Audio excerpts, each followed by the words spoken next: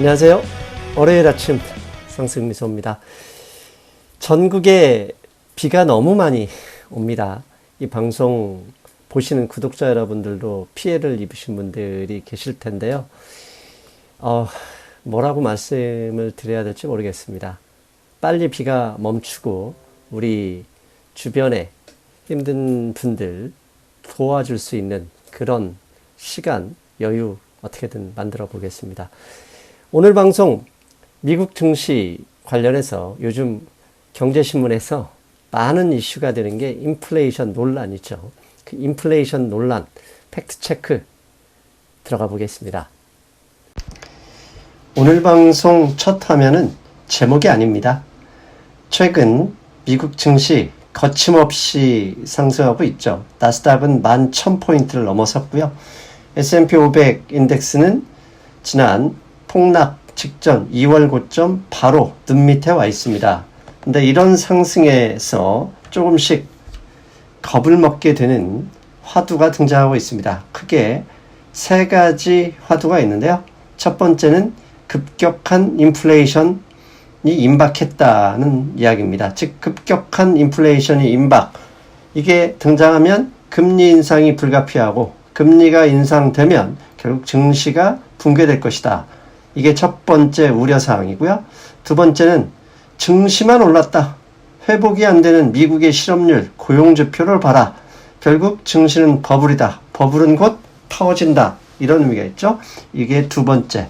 그 다음에 세 번째는 최근 한국도 마찬가지지만 증시의 물량 공급이 어마어마합니다. 특히 IPO, 그 다음에 스펙 합병을 통한 상장이 늘어나고 있는데요. 이렇게 공급이 늘어나면 증시가 수요 공급에 의해서 하락하죠.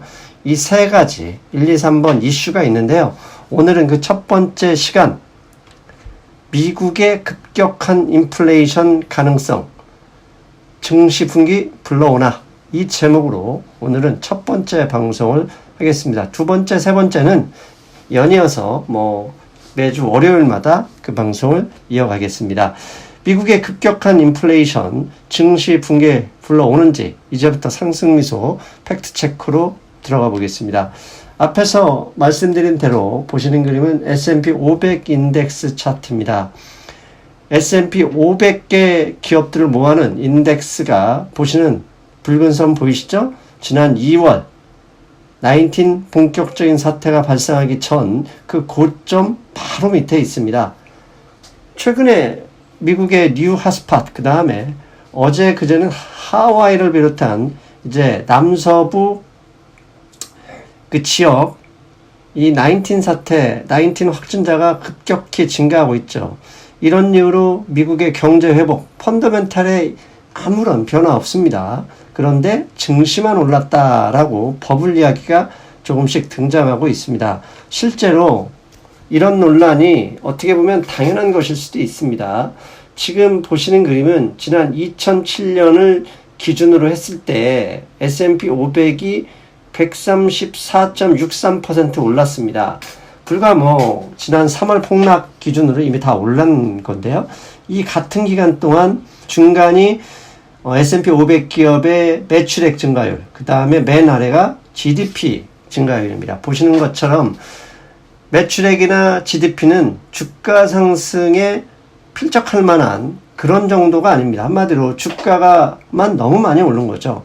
이렇게 매출액이나 GDP에 상관없이 주가 상승이 과도한 이유, 유동성이죠. 미국 연준, 그 다음에 미국 정부의 재정부양 정책 합해서 이 과도한 통화 공급으로 인해서 시작된 증시, 이 랠리가 유지되고 있다. 이런 시각이 최근에 많이 늘어나고 있죠.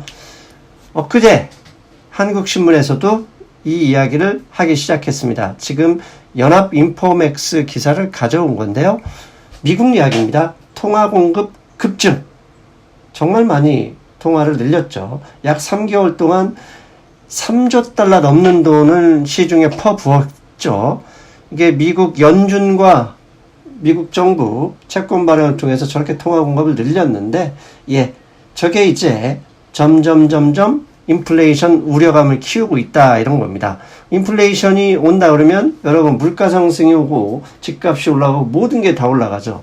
결국 연준이나 중앙은행은 그걸 잡기 위해서 금리를 올리게 되죠. 그렇게 되면 주가가 폭락이 온다. 이런 주장입니다. 그렇다면 우리가 생각해 봐야 될 게 있죠. 과도한 통화 공급. 앞에서 이미 보여드렸죠. 연준의 통화 공급, 그 다음에 미국 정부, 연방정부의 재정부양 정책으로 인해서 돈이 많이 풀렸는데 저렇게 풀린 돈이 인플레이션으로 가까이 점점 다가가고 있다.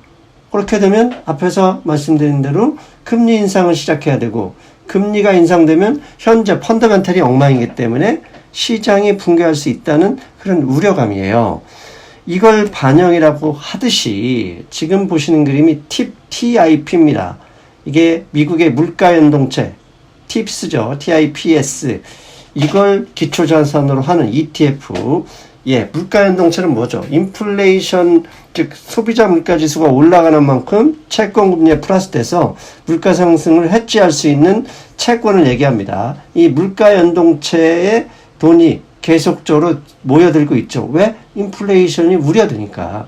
즉 미국 금융시장에서도 ETF, TIP의 ETF만 봐도 미국 시장에서도 현재 한국신문처럼 인플레이션을 걱정하고 있다는 것 이걸로 확인할 수 있습니다. 그리고 최근에 중앙일보에서 벌써 3주 전이군요. 우리 김영익 교수님 또 나타나셨네요. 김영익 교수님 지난 10년 동안은 탈라와 패권 망가진다 이렇게 주장하셨다가 작년부터는 중국 망한다에 올인하시다가 올해부터는 인플레이션 악몽으로 컨셉을 바꾸셔서 나타나셨습니다. 아무튼 김영익 교수님이 디플레이션보다 냉혹한 인플레이션이 꿈틀거린다라는 이 기사 중앙일보에 논단을 올리셨는데요. 그 내용이 이렇게 나옵니다. 물가 안정을 불러왔던 요인, 물가 안정 요인이 뭐죠? 디플레이션이죠. 통화 공급이 줄었는데 이게 넘치는 통화 공급으로 인해서 물가 상승이 우려되고 물가 상승이 나오면 금리 인상이 시작되면서 증시가 붕괴된다. 그분이 말씀하신 이론인 겁니다. 자, 그렇다면 우리 김영희 교수님께서 넘치는 통화 공급을 주장하셨는데 우리 미국의 통화량이 얼마나 증가했는지 실제로 팩트 체크를 좀 해봐야 되겠습니다. 그래서 센트린스패드에 들어갔습니다.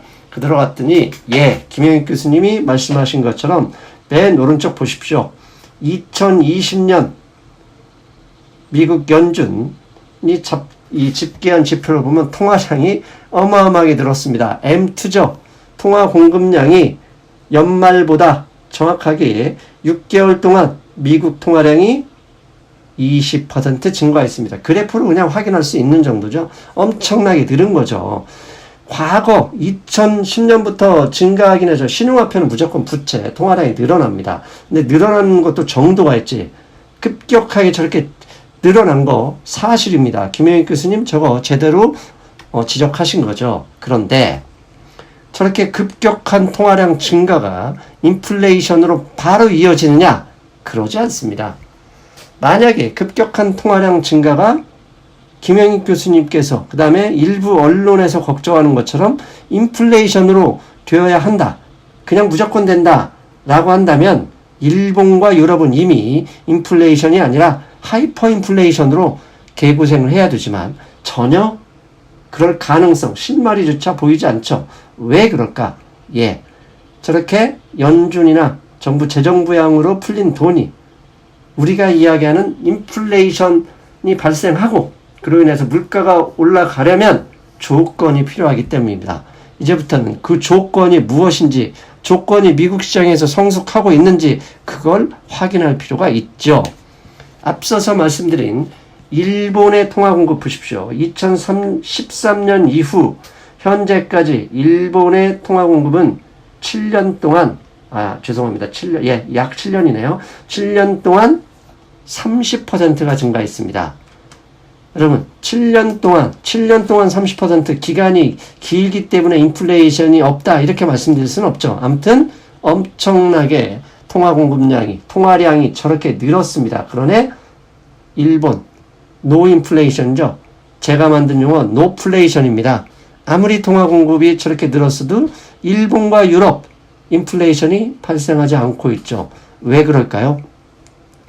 그 실마리는 왜 통화량이 늘었는지를 조사해 볼 때 나옵니다. 지금 보시는 그림은요.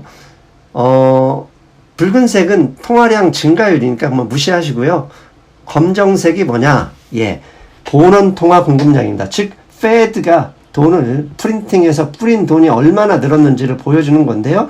저렇게 늘었기 때문에 앞부분 보여드린 것처럼 미국의 통화리 공급량이 단기간에 20% 증가했기 때문입니다. 즉 통화량 증가가 미국 연준의 보는 통화 공급, M1 공급으로 늘었기 때문에 인플레이션이 오기 쉽지 않다는 얘기죠. 그 얘기는 무슨 얘기냐? 이걸 좀 더 쉽게 정리해보면 저렇게 늘어난 일본 중앙은행이나 유럽 중앙은행, 지난 수개월 동안 미국의 연준이 풀어제낀 통화 공급이 인플레이션을 만들기 위해서는 두 가지 조건이 필요하다는 얘기입니다. 단순히 두 가지 조건이 없으면 단순하게 중앙은행이 풀어놓은 돈으로 인플레이션이 오는 게 어렵다. 거의 불가능하다. 그렇다면 통화 공급량, 늘어난 통화 공급량이 김영익 교수님이나 일부 언론들이 걱정하는 것처럼 인플레이션을 만들기 위한 두 가지 조건이 무엇이냐? 첫 번째는 통화 유통 속도입니다. 즉 얼마나 돈이 경제 펀더멘털 내에서 회전되고 있느냐 싸움과 두 번째 통화 공급량이 우리가 걱정하는 인플레이션을 유발하고 인플레이션이 소비자 물가를 올리기 위해서는 두 번째 필요한 게 뭐냐? 가계부채가 늘어야 합니다. 즉 경제의 핵심은 결국 가계와 기업과 정부 세 개 축이죠. 그런데 가장 돈을 많이 사용하는 돈의 통화량을 늘릴 수 있는 핵심적인 역할이 결국은 가계입니다. 근데 가계가 신용화폐 시스템을 유지하기 위해서 부채를 늘리지 않으니 중앙은행과 정부가 어쩔 수 없이 돈을 쏟아붓고 있는 단계가 현재입니다. 근데 현재에서 인플레이션이 일어나지 않죠? 이 넘어서 인플레이션이 일어나려면 결국 돈을 내가 물건을 사고 이 산 돈 서점에 가서 돈을 썼더니 서점 주인이 구두를 사고 구두가게 주인은 빵을 사고 빵집 주인은 살을 사고 계속 돌고 돌아야 이게 인플레이션이 본격화되는 거죠. 그게 통화유통 속도고요. 두 번째, 거기와 더불어 저와 여러분들, 가계가 본격적으로 돈을 빌리기 위해서 나서야 인플레이션이 된다는 얘기입니다. 그렇다면 지난 20년간 미국의 통화유통 속도를 살펴봤습니다. 맨 왼쪽 2000년도 회색 보이죠? 저게 나스닥 버블, 그 다음에 가운데 큰 버블이 미국의 주택 버블이었죠. 저 당시 통화유통 속도가 무려 M1에서 9배, 그 다음에 금융위기 2007년 8년 금융위기 때는 무려 11% 가까이 늘어났죠. 즉 많은 사람들이 돈을 빌리기 시작하고 돈을 활발하게 쓰면서 나스닥 버블과 주택 버블이 발생했던 거죠. 그런데 문제는 그 이후에 통화유통 속도가 계속 떨어졌고 2000년 올해 들어서 2020년 올해 들어서는 19 사태 때문에 급속하게 속도 자체가 줄었죠.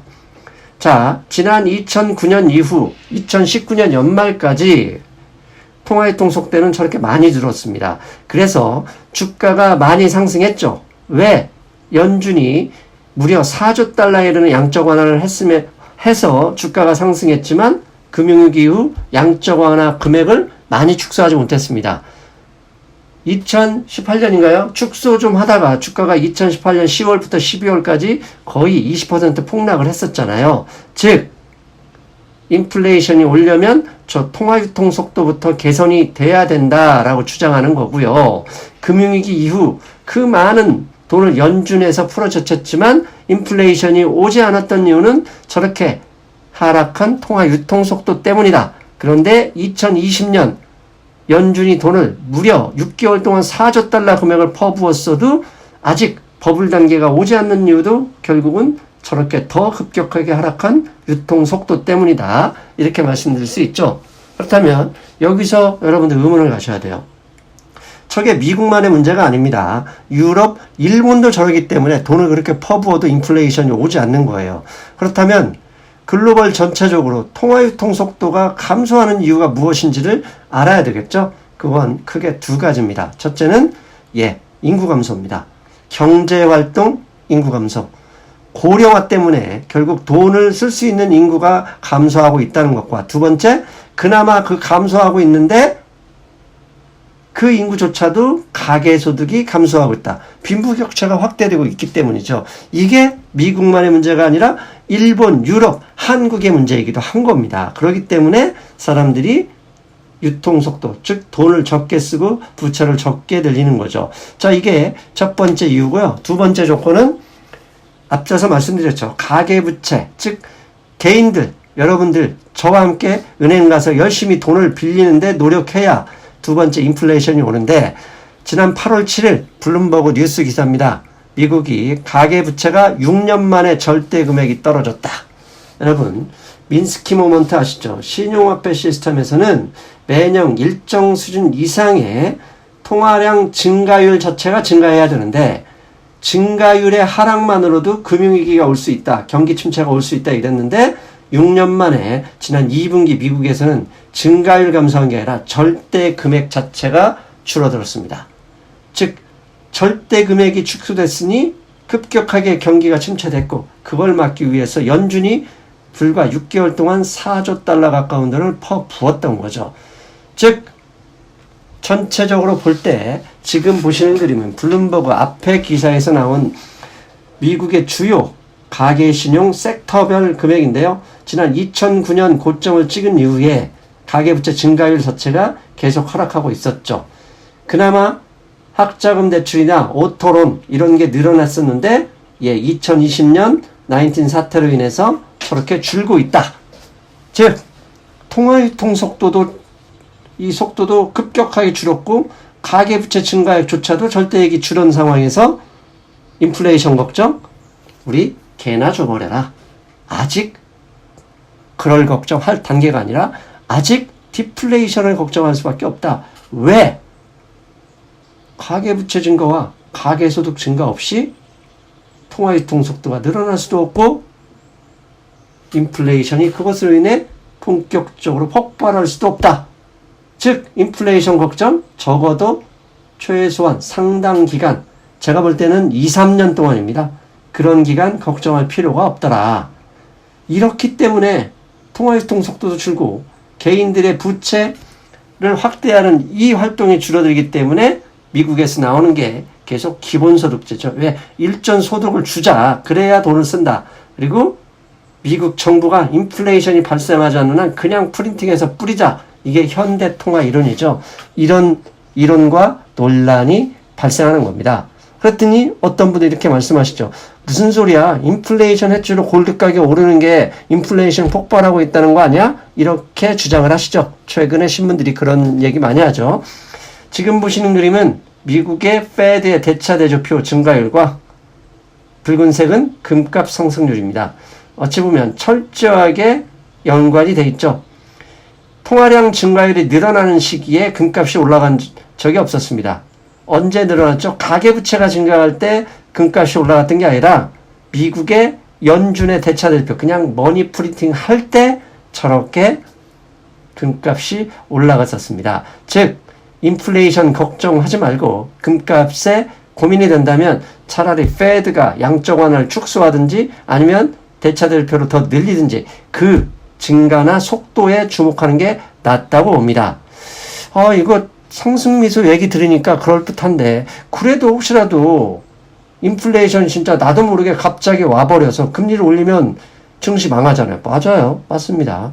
진짜 가정법이 그렇게 하면 안 되거든요. 야, 인플레이션이 10% 와서 금리를 3% 올리면 주가 폭락하는 거 아니야? 맞죠. 그런데 인플레이션이 걱정이 된다면 여름에 자고 났더니 다음날 눈 내리는 건 아니지 않습니까? 여름에 하룻밤 자고 난다고 눈이 그럴 수가 없어요. 눈이 오려면 가을 지나고 한로 상강 지나서 서리가 내려야 눈이 오는 겁니다. 즉 어떤 지표가 완성이 되어야 눈이 오는 것처럼 여러분이 그래도 인플레이션이 걱정이 된다면 주목하셔야 될 게 있습니다. 그게 무엇이냐? 저축률입니다. 여러분 지금 보시는 그림은 미국의 저축률입니다. 이 19 사태로 인해서 불과 6%, 7%대에 있던 미국의 저축률이 순식간에 5월 말 현재 GDP 대비 32%가 됐습니다. 여러분 저축하고 있는데 인플레이션이 온다 안 온다? 절대 안 오죠. 인플레이션은 통화유통 속도가 증가하고 즉 돈을 막 소비를 해야 되고 두 번째 은행 가서 여러분들이 돈을 빌려야 된단 말이에요. 근데 내가 저축한 돈이 있는데 돈을 빌리겠습니까? 안 빌리죠. 저축한 돈을 다 사용한 후에야 돈을 빌리기 시작하는 겁니다. 즉 2007년에 가계부채 서프라임 버블이 왜 생겼습니까?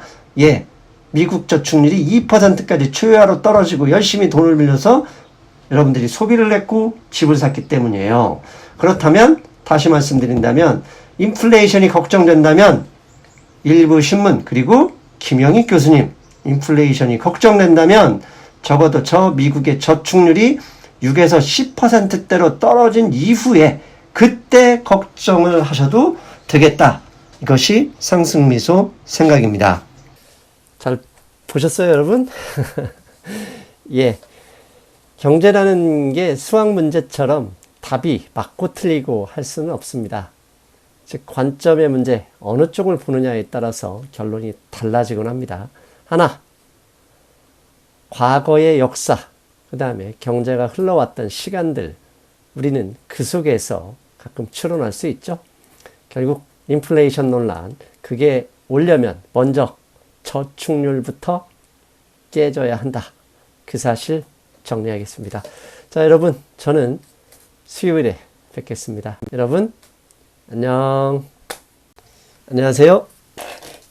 멤버십 제도.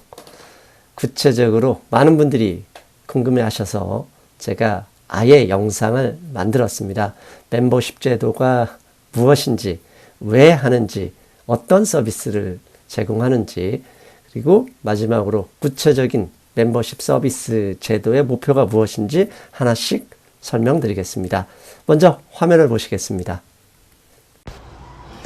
제 상승미소 경제와 투자 홈페이지에 들어오면 맨 오른쪽에 가입이 있죠. 그게 무엇이냐면 멤버십 가입을 하는 버튼입니다. 이 도대체 멤버십 제도 많은 분들이 궁금해 하셨어요. 질문하는 것들을 좀 정리해 봤습니다. 메일로 저에게 질문을 주셨던 건데요. 가장 첫 번째가 왜 상승미소 당신은 멤버십을 운영하는가입니다. 왜가 가장 중요하죠. 구체적인 제가 꿈꾸는 이유가 왜기 때문입니다.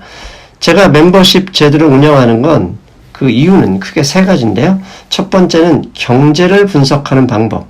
제가 분석하는 방법을 많은 분들에게 더 구체적으로 자세하게 알려드리고 그리고 그 방법이 제가 없어도 여러분들이 다 하시게 되는 것을 꿈꾸고 있기 때문입니다. 두 번째는 시장이 관심을 갖는 것. 제가 항상 강조하잖아요. 시장이 문제를 삼을 때만 문제가 되고 아무리 안 좋은 일도 문제를 삼지 않으면 호재가 되기도 하죠. 이렇게 매일매일 시장이 관심을 갖는 것을 알아내고 또 그걸 분석하는 방법에 대해서 계속 여러분의 트레이닝을 원합니다.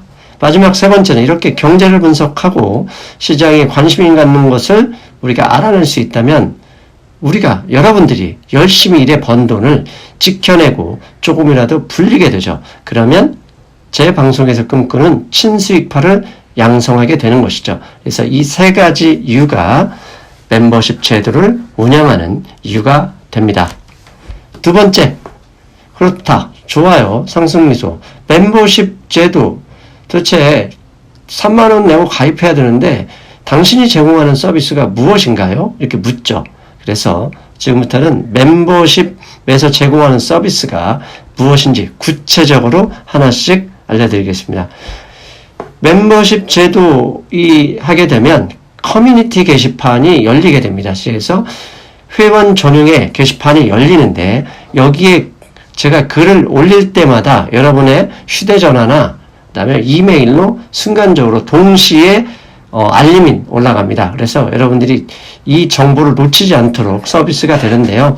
가장 먼저 하는 것은 매일 새벽 미국장이 마치면 미국 증시의 시황을 분석합니다. 단순히 시황이 아니라 미국 증시에서 구체적으로 어떤 일이 벌어졌는지, 무엇에 관심을 두는지 거의 모든 섹터를 살펴봅니다.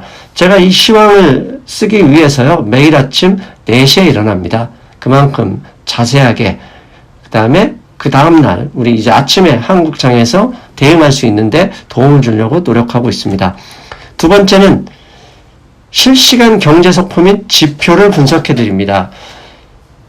투자자 여러분들은 일을 하시면서도 계속 관심을 가지고 있죠. 그런데 바빠서 오늘 현재, 그 다음에 미국 증시에서, 그 다음에 한국의 이 증시 개장이 되는 이 시간에 실시간으로 무슨 일이 일어나는지를 일일이 신경 쓰기 어렵습니다. 그래서 제가 보고 있으면서 실시간 경제 속보를 전해드리고 그 속보를 그 다음에 지표를 분석해 드립니다. 지금 보시는 그림은요, 지난주 목요일 위안화가 7.0 밑으로 하락하는 것을 속보로 전해드리면서 증시 상황 이야기를 해드렸던 내용입니다.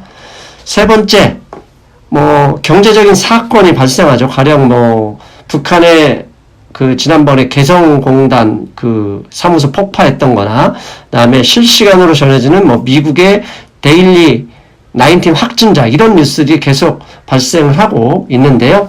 이것을 항상 주목하고 있다가 상황을 해석하고 이 상황이 향후 증시에 향후 경제에 어떻게 이어질지 분석하고 활용하는 방법까지 분석해서 여러분께 계속 글로 올려드립니다.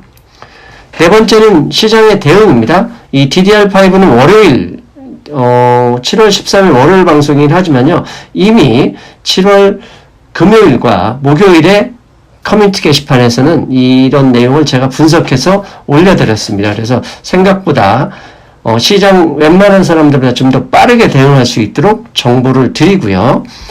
다섯 번째는 한국 주식만 할 수는 없죠. 왜냐하면 미국 증시에 거의 실시간으로 영향받고 있는 게 우리 코스피, 코스닥이기 때문에 미국 증시, 그 다음에 미국의 종목들 이야기하고 분석합니다. 지금 보시는 그림은요, 지난주 아마 수요일인가에 올려드렸던 그림일 텐데요. 핸들러 업체인 어드반테스트입니다. 어드반테스트. 이 업체와 제가, 잠시 후에 얘기했지만 추천 종목도 가끔씩 드리는데요. 추천 종목, 테크인 후공정 업체죠. 이 업체와 비교한 연관성을 말씀드렸던 내용입니다. 여섯 번째는 멤버십 전용 방송도 아주 가끔은 합니다. 지금까지 멤버십 3개월 동안 멤버십 전용 방송을 2번을 했는데요. 첫 번째는 추천 종목 이야기를 좀 더 구체적으로 했었던 이야기죠. 테크인, PSK, 그리고 EUB에 대해서 말씀드렸었고요. 메모리 반도체 관련해서 좀 더 깊게 연구하려고 메모리 반도체 주식 때가 왔다, 이 방송도 했었습니다. 그리고 일곱 번째는요, 앞서서 이미 언급한 대로 추천 종목 매매도 합니다. 즉, 매매를 리딩하진 않지만, 지금 보시는 그림은 이제 지난주에 JYP 엔터를 정리했던 내용인데요. 이미 거의 7월 1일일 겁니다. 그때 7월 초에 JYP 엔터를 6월 달이었나요? 6월 말이었나요? 아무튼 JYP 엔터를 추천을 했었는데요. 그냥 단순히 사라 이렇게 하지는 않고요. 왜 추천했는지, 그 다음에 어떤 식으로 매매할 것인지, 그리고 실제 제가 이제 매수하고 매도한 것을 사진을 올려드립니다. 그래서 여러분들이 이 종목에서 같이 어떻게 대응할 수 있을지 도움을 드립니다. 이렇게 구체적으로 크게 7가지의 멤버십 서비스를 제공하는데, 이것 말고도 여러 가지가 있습니다. 멘탈 관리도 있고요. 그 다음에 제가 독서한 내용, 서평을 올리기도 합니다. 자, 이제 세 번째. 멤버십 비용이 월 3만원입니다. 다른 멤버십에 비해서는 상당히 비싼데, 이에 대해서 너무 비싸다, 이렇게 이의제기를 하시는 분들이 있거든요. 멤버십 비용 월 3만원 너무 비싸지 않은가? 이에 대한 답변 드리겠습니다. 예, 비쌉니다. 비싸다고 얘기하지 않고요. 3만원 작은 돈 아닙니다. 그것도 한 달에 3만원씩이니까 상당히 비싼 돈인데요. 왜 3만원이냐? 만약에 5천원이나 아주 작은 돈으로 해버리면 제가 당연히 그 정도만 마음을 먹고 할 수밖에 없거든요. 그리고 실제로 5,000원을 내면 그 작은 돈이기 때문에 내시는 분들도 그렇게 열심히 쳐다보지 않을 수도 있다는 것을 고려했습니다. 그래서 저는 여러분은 3만원을 내지만 30만원 아니 300만원을 받고 있다 생각하면서 정말 큰 책임감으로 열심히 서비스를 합니다. 그래서 투자와 경제 공부에 관심 있는 분들, 그들만을 위해서 어떻게 돈 이야기를 해서 좀 죄송한데 최고의 모임을 추구하고 있고 그렇게 임하고 있다. 그래서 그런지요. 실제로 한 달에 한 번씩 결제하는 주기를 보면 거의 95%의 이상의 멤버십 회원들이 계속 연장을 합니다. 그걸로 저는 어느 정도 인정을 받고 있다고 생각하고요. 그리고 3만 원이 아니라 30만 원, 300만 원 이상의 가치를 드리기 위해 노력하고 있다. 이렇게 말씀드리겠습니다. 이제 마지막으로 멤버십 서비스의 최종 목적, 당신이 꿈꾸는 멤버십 서비스의 최종 목적은 뭐냐? 투자 동아리냐? 그런 건 아니고요. 제가 꿈꾸는 멤버십 서비스의 최종 목적은 저한테 멤버십 서비스를 받지 않더라도 이제 제가 하고 있는 방식, 하고 있는 방법을 여러분들이 그대로 전수받아서 멤버십 서비스를 필요로 하지 않는 그런 멤버를 저는 최종 목적으로 합니다. 즉 멤버십 회원들이 한 명도 남지 않고 다 나가셔서 더 이상 멤버십 서비스 없어도 스스로 경제를 분석할 수 있는 그런 멤버를 트레이닝하는 거, 그게 제가 꿈꾸는 멤버십 서비스입니다. 마지막으로 멤버십 서비스는 그러면 어떻게 가입하느냐? 홈페이지에 보면 가입 보이시죠? 저 가입을 누르면 그 절차가 시작됩니다. 그리고 이제 로그인을 하면 영상 밑에도 가입이 뜨는데요. 그걸 누르면 가입할 수 있습니다. 곧바로 가입이 진행되니까 어렵지 않습니다. 가끔 애플 아이폰에서는 가입이 안 되거나 애플 아이폰에서 또는 아이패드에서는 3만원이 아니라 4만원으로 이렇게 올라오는 경우도 있거든요. 그러니까 안드로이드 폰에서는 그대로 다 바로 가입할 수 있고요. 애플의 아이폰이나 아이패드에서는 오류가 난다. 그럴 때는 PC에서 가입을 하시고요. 서비스는 안드로이드 폰이든 애플의 아이폰이든 항상 그대로 다 보실 수 있습니다. 다만 가입만 약간 분류가 된다. 그 점 기억하셨으면 좋겠습니다. 잘 들으셨죠? 궁금증이 해결되셨으면 기대하겠습니다. 해결되었으면 하는 마음입니다. 많은 분들이 우려하시는 것처럼 그 다음에 많은 분들이 욕하시는 분들도 알고 있습니다. 하지만 자신 있게 여러분에게 서비스를 권유하는 건 그만한 노력, 그 다음에 그만한 뭐라고 하죠? 좋은 서비스가 있기 때문에 자신 있게 말하고 있습니다. 여러분, 더 많은 분들이 서비스를 이용하셨으면 좋겠습니다. 저는 여기까지 인사드리겠습니다. 여러분, 안녕.